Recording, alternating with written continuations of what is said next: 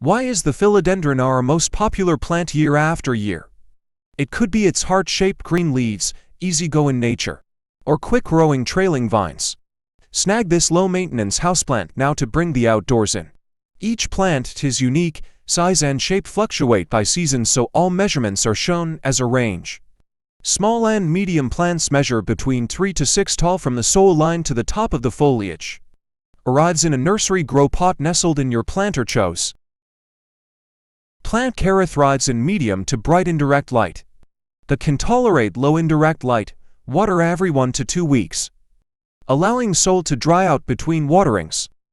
Expect to water more often in brighter light and less often in lower light.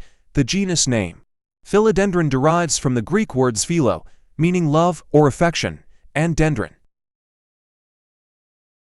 Sad plant signs: wilting plant or curling leaves.